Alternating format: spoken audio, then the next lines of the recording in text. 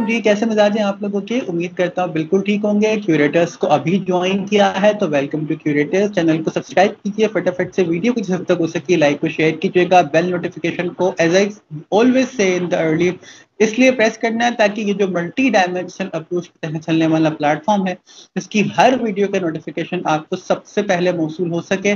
और ये जो हमारा मकसद है to serve you better in the context of different dimensions, वो बेहतर तरीके से फुलफिल हो सके। अच्छा जी, अक्सर हम बात करते हैं इक्वलिटी की, के खास तौर पे इनका in the context of rights अगर हम बात करें तो we use to discuss often than not कि इक्वालिटी मीन्स अ लॉट। हर चीज इक्वली लोगों को मिलनी चाहिए, इसमें कोई फर्क नहीं होना चाहिए, कोई डिफरेंसेस नहीं होने चाहिए। लेकिन अगर आप इवन हिस्ट्री का भी मुताला करें, let me just take you back a little, क्योंकि अमेरिका के बारे में अक्सर हम कहते हैं कि America is the considered most developed nation nowadays, लेकिन अगर आप अमेरिका की हिस्ट्री में जाते हैं तो वहाँ पर सेग्रीगेशन का इशू एक अरसे तक रहा। 1860s में वहाँ एक वॉर हुई, इस वजह से हुई क्योंकि वहाँ काले गोरे का फर्क था। उसके अलावा साउथ अफ्रीका की अगर आप बात करें तो उन कंट्रीज को सिर्फ इसलिए निगलेक्ट किया जाता है कि जनाब वहाँ पे कालों की तादाद ज्यादा है, गोरों की तादाद कम है, और साउथ अफ्रीकन के साथ जो पहले किया जाता था वो भी किसी से ढका छुपा नहीं है। तो जेंडर बायसनेस हो या बहुत सारे लोग पैसे की बुनियाद पर बहुत कुछ कर जाते हैं, बहुत सारे लोग बेचारे इसलिए नहीं कर पाते कि वो इतने वेल्दी नहीं होते, उनके पास इतना पैसा नहीं होता। और मुख्तलिफ कॉन्टेक्स्ट ऑफ लाइफ में अगर हम देखें तो एक चीज जो हमें सबसे ज्यादा मिसिंग लगती है वो ये लगती है कि इक्वली लोगों को ट्रीट नहीं किया जाता, ऑन मेरिट हमारे यहाँ ट्रीटमेंट नहीं होती।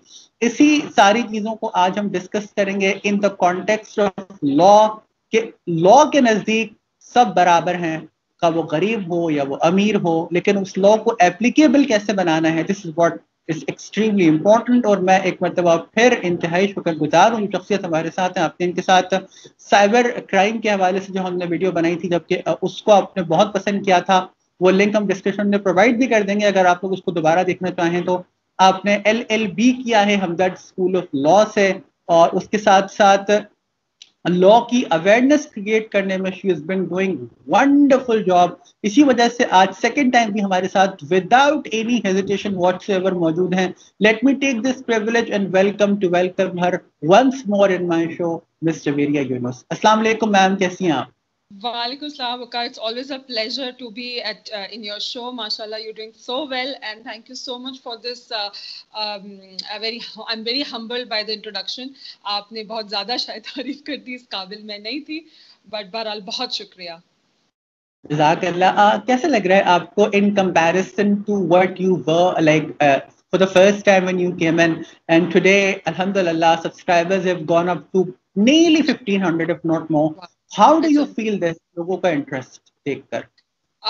इसमें देखिए, सबसे बढ़ के तो जो मैं जिस चीज़ से बहुत इंस्पायर होती हूँ वो तो खुद आपकी अपनी पर्सनालिटी से जो आपकी है माशाल्लाह, and you have been such an inspiration for so many youth in Pakistan जो कुछ करना चाहते हैं और कर नहीं सकते, या कोई ना कोई अपने लिए शायद बहाना या मुश्किल अपने आगे खुद ही ले आते हैं शायद, तो उनके लिए आप जैसे लोग बहुत ज़्यादा इंस्पिरेशन है। वीडियोस के जरिए जो आप पैगाम पहुंचा रहे हैं लोगों तक, वो भी बहुत ज़्यादा अहम है और बहुत टची इश्यूज के ऊपर आप बात करते हैं। तो I'm really honored to be a part of your Karwan. मैं तो कहूँगी कि जो है आपको माशाल्लाह, अल्लाह आपको बहुत तरक्की दे इसमें और बहुत आपको आपकी मदद फरमाए इसमें। आमीन, जज़ाकल्लाह। बस कोशिश यही होती है जवेरिया, आप जैसे अच्छे लोगों को, इंस्पिरेशंस को लोगों के सामने लाकर बात करने की, कि लोग वाकई से कहा आपने, अगर कुछ करना चाहते हैं तो there should not be any hindrances coming in your way. आप सब कुछ कर सकते हैं, बस फर्क इतना सा होता है कि आपको खुद को एक्सप्लोर करना होता है, और जब इतनी सारी डायमेंशंस आपको मिले तो एक्सप्लोरेशन के चांसेस भी बढ़ जाते हैं। Today we will be discussing a very important topic miss Javeria. Equal rights की बड़ी बात होती है, ह्यूमन राइट कमीशन बन जाते हैं, लेकिन yet we are unable to somehow or the other apply or implement कि हर चीज सबको बराबर की मिलनी चाहिए। क्यों ऐसा क्यों होता है? हम क्यों नहीं कर सके इतना आसान काम, या ये इतना आसान नहीं है? नहीं, देखिए, it's easier said than done. देखिए, इक्वालिटी शायद सिर्फ अल्लाह मियाँ ही रख सकते हैं या कर सकते हैं। अल्लाह ने दुनिया जो बनाई है ना, वो भी ऐसे बनाई है कि उसमें फर्क रखा है। और फिर हमारे लिए ये चैलेंज बनाया है कि हम सबको इक्वल ट्रीट करें, हम बच्चे, बूढ़े, औरत, मर्द, जवान, काले, गोरे से बालातर होके।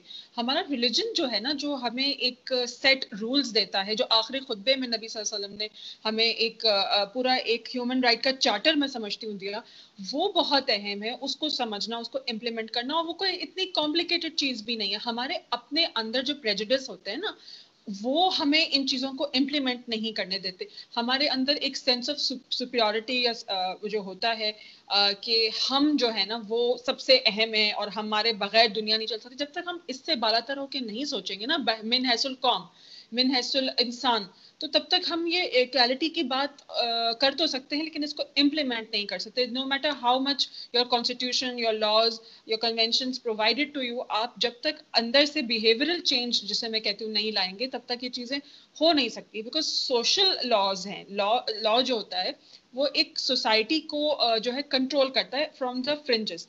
अंदर से तो जब तक आप बिहेवियरल चेंज नहीं लाएंगे ना, तो no matter what kind of law, no matter how progressive the law is, उसका कोई फर्क पड़ेगा नहीं। और उसके बेशुमार एग्जाम्पल्स मैं आपको दे सकती हूँ। जैसे कि हमारे यहाँ ट्रांसजेंडर का लॉ है, बहुत प्रोग्रेसिव लॉ है, साउथ एशिया में पहला लॉ था कंट्री जिसने ये लॉ इंट्रोड्यूस किया, लेकिन हमारा प्रेजुडिस अभी तक वही है। तो हम उनको भी इक्वल सिटीजन, तो क्या इक्वल इंसान भी नहीं समझते। और इसी तरह से बहुत सारे रिलीजन सेक्ट्स भी हैं, और कुछ हमारे इस किस्म के मतलब जिनको हम नॉन मुस्लिम्स कंसिडर करते हैं, वो लोग भी हैं जिनके खिलाफ हमारा कॉन्स्टिट्यूशन तक बायस्ड है। तो ये जो बायसेस है ना, हमें इन प्रेजुडिस और बायसेस से निकल के पहले ये सोचना होगा कि हम इंसान हैं। पहले हम सब इंसान हैं, हम सब अल्लाह के सामने बराबर हैं। जब तक ये चीज बच्चे के अंदर नहीं आएगी ना, हम अपने, अच्छा देखिए, जब बच्चा माँ के पेट से पैदा होता है या छोटा होता है, हम देखते हैं बच्चे सब बच्चों से खेल रहे होते हैं, वो काला है गोरा को कोई फर्क नहीं देखते। इसका मतलब है ये इन्नेट नहीं है, ये हमारी पर्सनैलिटी में, हमारी जिबिल्लत में नहीं है। अल्लाह ने हमारी जिबिल्लत में ये चीज नहीं रखी। ये जब हम बड़े हो जाते हैं ना, सोसाइटी हमें इस तरह से आप समझ लें कि मैन्यूवर करती है थोड़ा सा, कि हमें इस तरह से बना देती है कि हम फर्क और तफरीक करना शुरू हो जाते हैं कि ये गरीब है, इसके साथ नहीं बैठो, ये फलां सेक्स से ताल्लुक रखता है या फलां रिलीजन से ताल्लुक रखता है। हमारे आप समझते हैं, मैं नाम नहीं लूंगी, लेकिन कुछ रिलीजन ऐसे हैं जिनके लिए हम चूड़े का वर्ड भी इस्तेमाल करते हैं, जो बहुत डेरोगेटरी है, शदीद किस्म का डेरोगेटरी है। और उनके साथ हम चंद मखसूस करियर्स भी लगा देते हैं। हम देखते हैं कि पंजाब के अंदर कुछ ऐसी चीजें हुई कि उन्होंने कहा कि जी सफाई वालों सफाई के लिए हमें लोग चाहिए, और वो मखसूस रिलीजन से ही होने चाहिए। तो अब जब इस तरह की जब चीजें करेंगे ना, अपने लॉ हमारा कुछ कह रहा है, और हम जो हमारे एडमिनिस्ट्रेटिव साइड है उसमें हम कुछ और करेंगे, तो फिर इक्वालिटी की बात करना वहां पे जो है ना वो बनता नहीं। उसका कसूर लॉ का नहीं होगा, वहां पर वो हमारे अपने अंदर की प्रेजुडिस का होगा। अच्छा, इसमें जेंडर बायसेस की आपने बड़ी अच्छी बात कही। History repeats itself one way और द अदर, यानी हम दुनिया के किसी भी खित्ते में चले जाएं। अभी जब लॉकडाउन था तो आपने देखा एक अमेरिका में पूरा एक इंसिडेंट हुआ था, एक काले यानी वो ब्लैक था और उसको पुलिस ने जॉर्ज मार दिया फ्लॉयड। था। जी। एग्जैक्टली उसका पूरा एक फिनोमेना वहां पे क्रिएट हुआ। उसके अलावा साउथ अफ्रीकन कंट्रीज के अंदर अगर आप देखें तो अनफॉर्चुनेटली ये चीज है। तो कहीं ना कहीं मेरा ख्याल है ये हिस्टोरिकली भी ये चीज बहुत ज्यादा सिग्निफिकेंस है इन the context of gender biasness, नहीं? सिर्फ जेंडर बायस जिस तरह के आपने कहा नहीं है, और जेंडर बायसनेस भी जो यहाँ तक हम देखते हैं ना, तो ये वेस्टर्न वर्ल्ड को तो अब समझ आई है कि जेंडर बायसनेस क्या होती है, क्योंकि उनके यहाँ तो खवातीन को राइट ऑफ सफरेज भी 1960 तक नहीं था। इंग्लैंड में भी इसी तरह से उनको 1950s में ये राइट दिया गया, वोटिंग राइट। और हम अगर अपने रिलीजन में देखते हैं तो हम वहां देखते हैं कि आखिरी खुतबे में नबी सल्लल्लाहु अलैहि वसल्लम ने फरमाया कि मुसलमानों अपनी औरतों के लिए, अपनी औरतों के बारे में नबी सल्लल्लाहु अलैहि वसल्लम ने बार बार ये बात फरमाई कि अपनी औरतों के साथ जो लोग अच्छे हैं वो सबसे अच्छे मुसलमान हैं, ठीक है, अपने घर वालों के साथ बहुत अच्छे हैं। और औरतों के मामले में अल्लाह से डरो, अल्लाह से डरो, मतलब इतनी ज्यादा तलकीन की गई। फिर हम बात करते हैं स्लेवरी में, आप देख लें, स्लेवरी भी जो है वो वेस्टर्न वर्ल्ड का फिनोमेना था। अमेरिका के अंदर सिविल वॉर ही इसी के ऊपर हुई थी कि कन्फेडरेट चाहता था कि जी स्लेवरी रहे। तो आप जो बात करें ना, देखिए मैं आपको बल्कि हमारा आर्टिकल 25 भी बता देती हूँ। ये कहता है इक्वालिटी ऑफ सिटीजन। अगर हम अपना कॉन्स्टिट्यूशन को देखें, उसमें जो सेकंड पार्ट है 25(2) का, वो ये कहता है there shall be no discrimination on the basis of sex.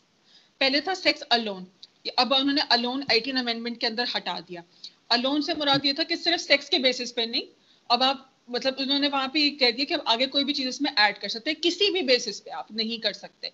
अब देखिए हमारे यहाँ अब हम ये बहस लंबी चल जाएगी कि फिर औरत मार्च के ऊपर फिर हमारे यहाँ जिस तरह से लोगों के रवैये होते हैं, हर साल होता है एक मतलब तमाशा ही हो जाता है कि जो असल इश्यूज हैं उनके ऊपर से बात हटके जो है वो और किस्म की खुराफात में मैं समझती हूँ चली जाती है। सही बात है, ये वाकई बड़ा ही सेंसिटिव टॉपिक है जो अभी आपने टच किया। इसको इंशाल्लाह बाद में कभी जरूर डिस्कस करेंगे, because it's also very important to be discuss कि हमारे यहाँ ये चीज ली किस तरह से जाती है, होती किस तरीके से है। अच्छा, मैं अक्सर अपनी स्पीच में क्योंकि अल्हम्दुलिल्लाह ये एक नाचीज बहुत ही मामूली सा मुकर्रर रहा है, तो एक लफ्ज इस्तेमाल करता था। आज आपसे मौका मिला बात करने का कि अमीर को बाइज्जत बरी कर दिया जाए, गरीब को फांसी की सजा दे दी जाए। तो ये जो लॉ एक है, इसको हम कैसे, इसको क्या आप हमारी अदालतें कसूरवार समझती हैं आप हैं, या हमारे यहाँ फिनोमेना ऐसा है कि पैसे वाला बच जाता है, बेचारा गरीब। आप देखें ना, शाहजीब जतोई का एक वाकया अक्सर यकीन करें मेरे माइंड में आता है। डीएसपी का बेटा था ना, लेकिन नहीं बेचारा को इंसाफ मिला। क्या कहेंगे इस पर? ठीक है, देखिए ये बायस जो है ना ये हमारा सिस्टमेटिक है, ठीक है। इसमें अब चूंकि सिस्टम का कसूर ज्यादा है, लॉ का नहीं है।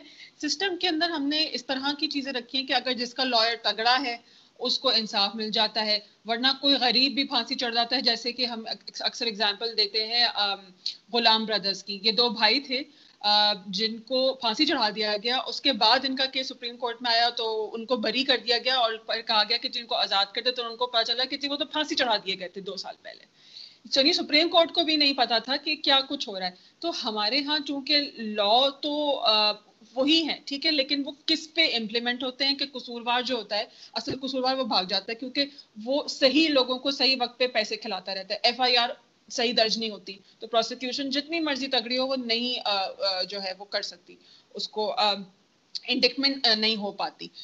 तो इसमें फिर हमारे यहाँ देखिए एक होता है पब्लिक प्रोसिक्यूशन, फिर एक होता है कि दूसरी साइड से जो डिफेंस है, अगर वो बेचारा कोई गरीब आदमी है तो वो एक ऐसा वकील लेता है जो उसके केस में बहुत ज़्यादा इंटरेस्ट नहीं लेता, क्योंकि उसको पता है कि उसको पैसे नहीं मिलने, गवर्नमेंट की साइड से भी उसको पैसे नहीं दिए जाते, तो वो इतना केस को फॉलो नहीं करता। जब वो सब कुछ नहीं होता तो फिर ऑब्वियसली अब जज के ऊपर बात आ जाती है।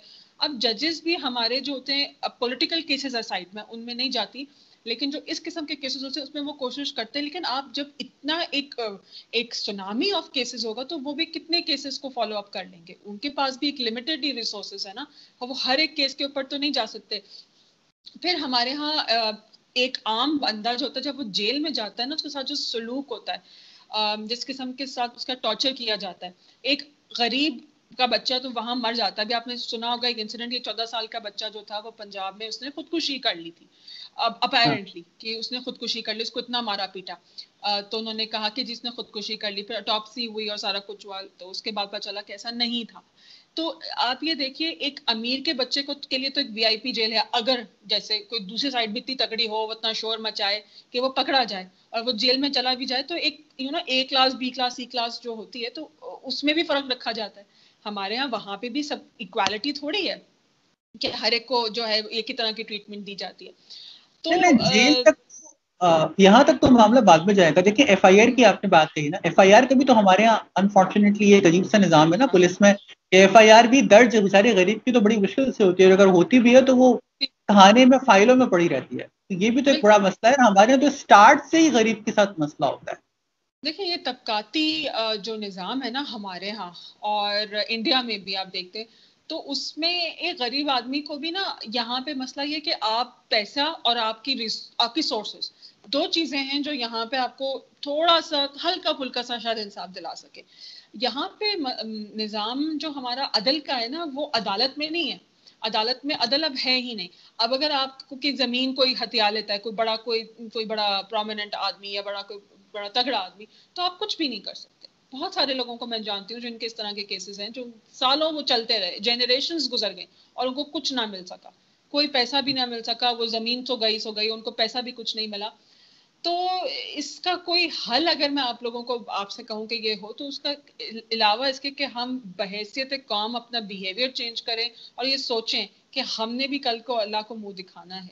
इसके अलावा मैं खुद भी समझ में नहीं आता वकार सीरियसली कि मैं इस चीज को क्या लोगों को बताऊं कि हाँ जी राइट है, सबको पता है जी, राइट ऑफ इक्वालिटी है, सबको मालूम है कि जी ये लॉ प्रोवाइड करता है, सबको पता है जी एफआईआर दर्ज होना जो है वो लाजिम है, लेकिन ऐसा होता नहीं। पुलिस से आपको यकीन करें कितने चक्कर दिलाने पड़ते हैं, कितना हाई कोर्ट तक लोगों को जाना पड़ता है सिर्फ एक एफआईआर दर्ज कराने के लिए, यहाँ तक भी हुआ है। में भी हमारे यहाँ तो यहाँ भी होता है ना कि अगर कोई बेचारा रिसोर्स में कम है तो उस पर प्रेशर डाल के उससे माफी मंगवा ली जाती है। ये भी एक अनफॉर्चुनेट चीज है जो कॉम्प्रोमाइज कर लिया जाता है, जैसे कि हाँ जतोई के केस में हमने देखा था कि वहां पे भी कॉम्प्रोमाइज कर लिया गया था, हालांकि वो फोर्सफुल था, वो अदालत ने उसको एक्सेप्ट नहीं किया था उस कॉम्प्रोमाइज को। फिर वो केस चलता रहा, लेकिन चूंकि दूसरी पार्टी ने प्रोसिक्यूट करना ही छोड़ दिया था, तो फिर अदालत भी उसको कब तक चलाती। तो जहां पैसे वाला होता है उसके लिए तो बहुत राहें हैं ना, हर स्टेज पे राहें, हर स्टेज पे लूप होल्स हैं, हर स्टेज पे लूप होल्स बना दिए जाते हैं उसके लिए, एफआईआर से लेके तो आखिरी उस तक कॉम्प्रोमाइज के जरिए। इसीलिए देखिए जो इस कॉम्प्रोमाइज के ऊपर जो है ना ऑनर किलिंग के ये जो क्राइम्स होते हैं ना, उसके ऊपर अब कॉम्प्रोमाइज नहीं हो सकता, क्योंकि उस पर ह्यूमन राइट्स लॉयर्स जो थे और सिविल राइट एक्टिविस्ट जो थे, उन्होंने बहुत शोर मचाया कि अक्सर तो यहाँ पे कॉम्प्रोमाइज बहुत आराम से हो जाता है ना खवातीन के कत्ल में।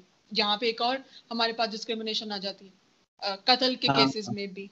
तो इनइक्वालिटी अगर आप देखेंगे ना, हर लेयर में और हर टियर में और हर शायद शोबे में हमें मिलती है, और बेहद हिसाब मिलती है, और बेहद रंगों में मिलती है हमें।